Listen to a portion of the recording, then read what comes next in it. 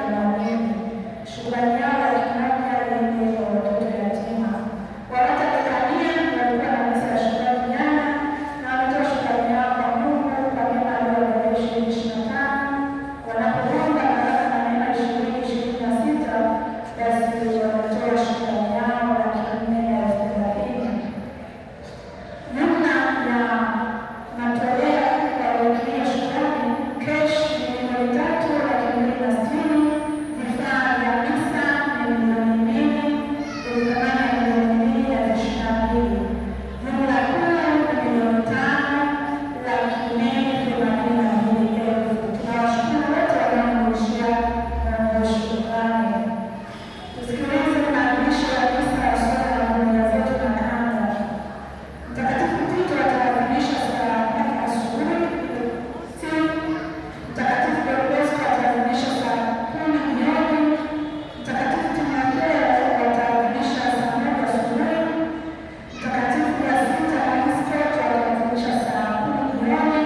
Mtakatifu Agenda ataadhimisha saa 1 asubuhi. Na pia kwa jumuiya itafanya maadhimisho ya misa kwa kumshukuru Mungu, nayo jumuiya ya Yohane Maria Vianney Padre wao wataadhimisha siku ya Ijumaa saa 10 jioni. Basi wanapokuja kuchukua mapadre baada ya maadhimisho ya misa, wafike mapema kwa ajili ya maandalizi mazuri ya ibada hiyo. Jumanne wiki hii tarehe 27 ni Jumanne ya mwisho wa mwezi, na kama ilivyo ada kutakuwa na misa ya wazee na wagonjwa itakayoanza saa 10:30 jioni. Wagonjwa basi waliote kwenye hiyo misa, lakini pia waamini tuhudhurie misa hiyo tukichotea baraka. Kutakuwa na mkutano wa uponyaji utakaofanyika hapa parokiani kuanzia tarehe 31 ya mwezi wa kwanza hadi tarehe 15 ya mwezi wa pili. Mkutano utakuwa unaanza saa 8 mchana hadi saa 12 jioni. Wote tunaalikwa kushiriki. Walimu wote wenye matawi kama tulivyotangaza wiki iliyopita, basi waendelee kuleta na kufikisha ofisi ya walinzi hapa kwa ajili ya maandalizi mazuri ya Jumatano ya Majivu. Kutakuwa na misa ya shukrani kijimbo kwa kufeli na wastaafu itakayofanyika Jumamosi tarehe 14 ya mwezi wa pili katika parokia ya Moyo Mtakatifu wa Yesu na Uzese kuanzia saa 3 asubuhi. Baada ya misa kutakuwa na chakula cha pamoja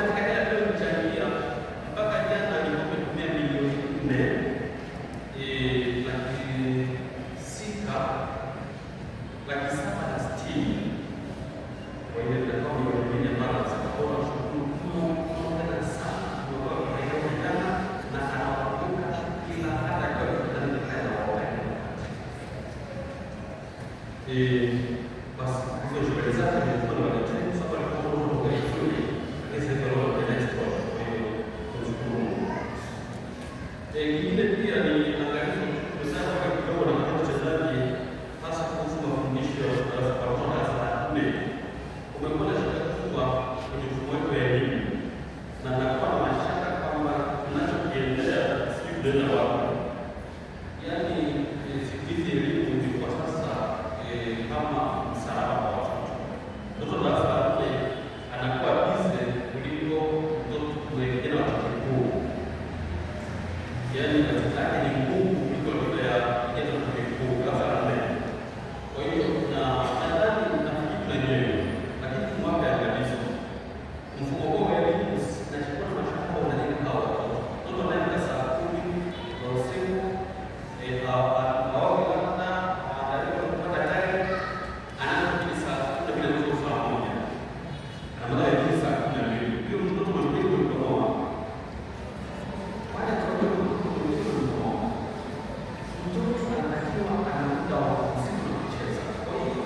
hiyo mfumo wa elimu unaofanyisha wetu unafaidisha kwenye shule. Kwa sababu tunajua kuna viongozi mbalimbali hapa wajinga kwa watu wengine katika kutumika kwa nje kwamba hiyo mfumo unaharibu kabisa. Hiyo mtu ambaye ana nafasi ya kucheza tunaona kitu nyumbani saa 2 ana assignment mpaka saa 4 usiku. Saa 4 kulala ana mfuko wa watu labda anamaliza kama tunasema mtu anataka kuelewa na ni basi kabisa. Unaona familia baba anataka wazo mama sio wazo na nadhani pia ndio mwalimu elewe kwa saikolojia binadamu mtoto anapokuwa kusoma watu kucheza ikiwa acheze na nini kama anafikiri kwa nini anapunguza kinataka mtoto wa mwanzo anapokuwa kidogo kwa usiku kidogo kwa mwanzo ina maana anajua ongea nini kwa hiyo nilikuwa zamani hawa watoto elimu tunapasa kama kitu kiangalia hawa tunafaida hiyo taifa wanakuwa na upendo na distortion. Huyu mtu kama chini ameenda kukaa chumbani na kufanya kazi hiyo ndio kesho kutwa atakuwa anatangamana na nani anamtaka kucheza wote wengine wa kazi hii tunadai kabisa. Kwa hiyo niko naomba wazazi kwamba mnapokaa kwenye vikao vya shule mjadili hiyo kwamba je, ninajenga au tunapokuwa mtoto anafaulu. Akifaulu atafaulu vizuri sasa hivi, lakini mjadiliana kumfanyisha kwenye shule. Shule zitapata habari zote, yeye atapata wateja wengi, lakini majibu. Kwa hiyo tunaangalia kuwa hizi kwa Mungu kusaidia zaidi ya kuomoa. Kwa hiyo tunaangalia kwa sababu hizo ni hata mamlaka ya kuingia katika elimu kama kanisa. Sisi tunaomba tuingie kwenye ratiba yao, sio wao wenyewe. Kwa hiyo sababu ratiba yao ni kwa Mungu, lazima tuangalie ni wapi ili kurekebisha ili masomo hawa wasipate ile kujibu kwa ajili ya kanisa. Sababu binadamu ya kamilifu ndio kitaka ya kamilifu anahitaji awe na afya ya kweli, anahitaji awe na afya ya roho, lakini pia anahitaji awe na afya ya akili. Ndio maana kabisa ili parokia iliyo kamilifu inahitaji vitatu: inahitaji kanisa, hospitali na shule, ili binadamu aliyekamilika. Akiwa na shida ya kiroho aje hapa aende pale, akiwa na shida ya afya ya mwili aende hospitali, akiwa na shida ya akiwa mdogo na analipo inaweza kufanyiwa mambo mengine. Kwa hiyo pia tunashughulikia. Kwa hiyo basi tumeona kwamba darasa la 4 sasa wamekuwa hizi kitu kikuu kubanisha katika mafundisho yao kwamba wao wanatoa mafundisho Jumamosi kuanzia saa 9 hadi saa 12 na Jumapili saa 8 hadi saa 10 darasa la 4 tu. Hawa mafundisho Jumanne au Alhamisi wakipata nafasi waje kwa Mungu kusali, lakini mafundisho kwa Jumamosi saa 9 mpaka 12 na Jumamosi hiyo Jumapili saa 8 mpaka saa 10 mpaka ibada. Kwa hiyo wazazi hiyo ili kwa wale wazazi wao basi wakiwa darasa la 4 basi wachukulie fomu wafanye mafundisho saba ya elimu kwa wengine basi wachukulie kwa ratiba za shule. Ingine kuna watu wazima ambaye atapata muda wa kwanza atapata makala tiswa atakayoenda kubatizwa, lakini atapata komyo au kipaimara kubatizwa kupata kipaimara. Kuna mafundisho kila siku Jumapili kuanzia saa 10 kamili jioni. Kuna mashirika ya kushukuru na wapendwa wenzetu tofauti na mkaka kumeni. Kaka kumeni ni mtu asiyepata kabisa. Akiwa kwa hoteli hiyo kubatizwa. Karibu mkaka kumeni ni Islamu au kwa magari. Sasa kwa kaka kumeni mambo mengine wanaangalia kupima sio kwa kaka kumeni. Kwa hapa wazima wanafundisha kwa ajili ya kupata sakramenti mbalimbali. Ingine basi kuongezea tu hilo kuhusu bahasha za PMCA shirika la kipapa kutoka chama na 50 jimboni, jumuiya zetu 145 na Kigamboni kwa tumejitolea na 50. Naomba kila jumuiya kusaidia hili shirika la kipapa. Fedha hizi zitapatikana moja kwa moja kwa ajili ya kusaidia utume wa mtakatifu kama vile basi kuzingatia hilo. Nashukuru sana. Na mwisho kwamba naomba ibada sio heshima kuliko ibada ya kanisa kama hii anaisha chakula hiyo mwanao kwa ibada. Kwa kama tunashika kuwa wakati ibada ya kitabu nje kuliko kusababisha sito kwa mechi. Mtu anashika chakula sio heshima au anakunywa maji tu ovyo, yeye amekaa asimami magoti ndani kwa wasimamizi ndizo jioni kwa sababu shukrani pale. Hasa kama tunaingia kwenye mchezo na maskari ya msingi kabisa, naomba tuzingatie Mungu atuongoze na tuwe maisha marefu na sana kwa sababu ndio tunaendelea kusikiliza.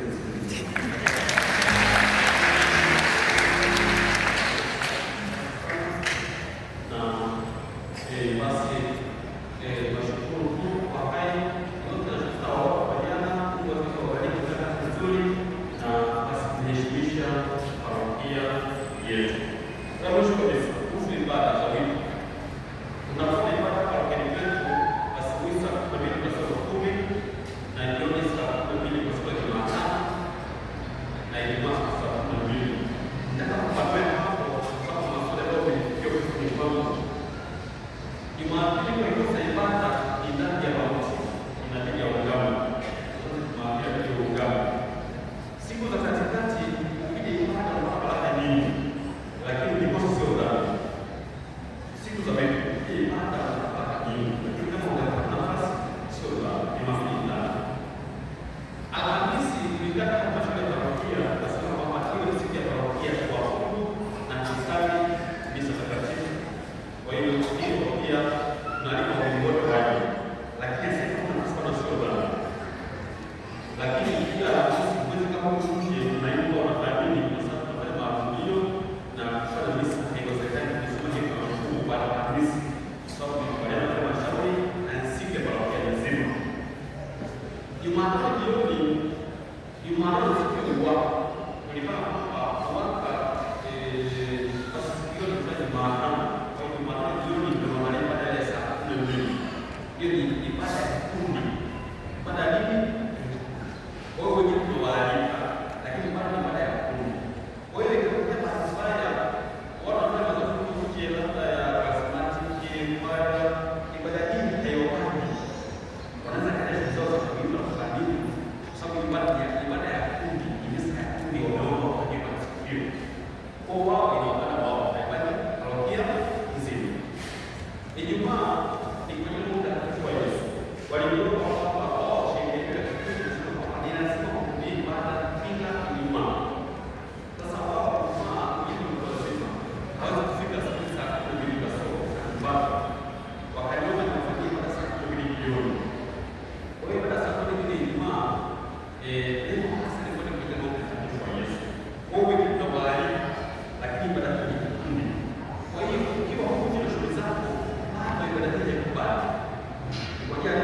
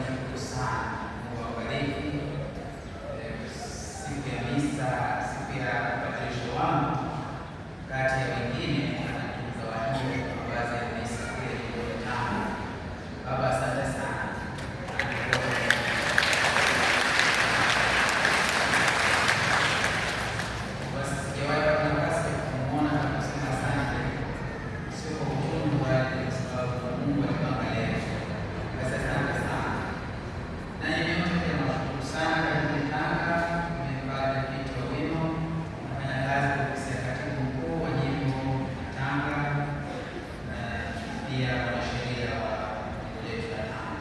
Karibuni sana, Mungu